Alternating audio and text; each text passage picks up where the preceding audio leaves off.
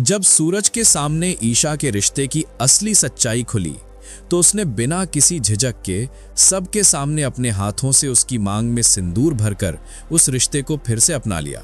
सूरज, जो कभी ईशा से बेइंतहा प्यार करता था, अब उसी से नफरत करने लगा था।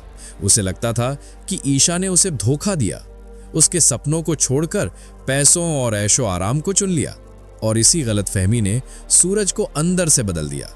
IAS बनने के बाद उसके पास ताकत भी थी और बदले की आग भी, और उसने एक एक करके ऐसे फैसले लेने शुरू किए जिन्होंने ईशा की जिंदगी पूरी तरह बदल दी।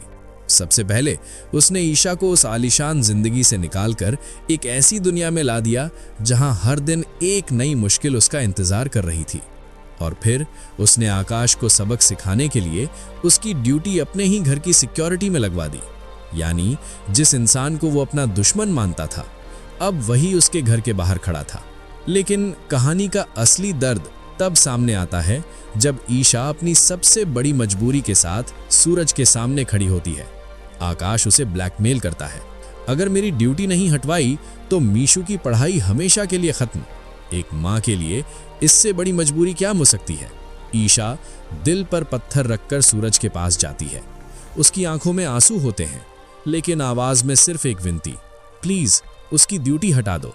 लेकिन इस बार सूरज नफरत में इतना अंधा हो चुका होता है कि वो उसकी मजबूरी को भी नजरअंदाज कर देता है। वो साफ मना कर देता है और ईशा फिर से टूट जाती है। लेकिन तभी कहानी में एक ऐसा पल आता है जो सब कुछ बदल देता है। मीशू अचानक खतरे में पड़ जाती है और ठीक उसी वक्त सूरज वहां पहुंचता है। वो बिना सोचे, अपनी जान की परवाह किए बिना उसे बचा लेता है। मीशू मासूमियत से उसे अपना सुपर हीरो कहती है और पहली बार सूरज का दिल थोड़ा पिघलता है। ईशा धीरे से कहती है, हमारी दुश्मनी हमारे बीच है, मेरी बच्ची का दिल मत तोड़ो।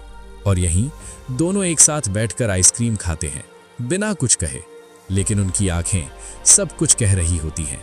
उधर आकाश अपनी चालें चल रहा होता है। वो जानबूझकर सूरज को उकसाता है, उसे बताता है कि वो उसी कमरे में रह रहा है जहां कभी सूरज और ईशा साथ थे।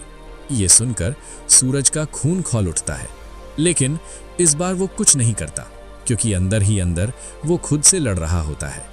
और फिर आता है कहानी का सबसे बड़ा मोड़। बंटी, जो अब तक सब कुछ चुपचाप देख रहा था, अब और नहीं सह पाता। वो फैसला करता है कि सच अब सामने आना ही चाहिए, और वो सूरज को सब कुछ बता देता है कि ईशा ने कभी उसे धोखा नहीं दिया। जो कुछ भी उसने किया वो सिर्फ अपनी माँ को बचाने के लिए किया, क्योंकि कावेरी जी आज भी आकाश और गुलाब सिंह के कब्जे में है, और उसी दबाव में ईशा को ये सब करना पड़ा। इतना ही नहीं, वो ये भी बताता है कि ईशा और आकाश का रिश्ता सिर्फ एक झूठ है। आज भी ईशा सिर्फ सूरज से ही प्यार करती है। ये सच सुनते ही सूरज के पैरों तले जमीन खिसक जाती है। उसे अपनी हर गलती, हर गलत फैसला याद आने लगता है। वो अंदर से पूरी तरह टूट जाता है, और फिर वो वही करता है जिसका हर किसी को इंतजार था। वो अपनी ताकत का इस्तेमाल करता है, आकाश और गुलाब सिंह को गिरफ्तार करवा देता है। अब कोई भी ईशा को मजबूर नहीं कर सकता। और फिर सबके सामने वो ईशा के पास जाता है, उसकी आंखों में देखता है और अपने हाथों से उसकी मांग में सिंदूर भर देता है। वो पल जहां दर्द भी है, पछतावा भी है और सच्चा प्यार भी, जो हर मुश्किल को पार कर गया। अब सवाल ये है, क्या इस बार उनका प्यार सच में जीत पाएगा, या फिर किस्मत फिर कोई नया खेल खेलेगी? कमेंट करके जरूर बताना। और अगर आप भी चाहते हैं कि सूरज और ईशा हमेशा के लिए एक हो जाएं, तो वीडियो को लाइक करें और चैनल को अभी सब्सक्राइब करना मत भूलना।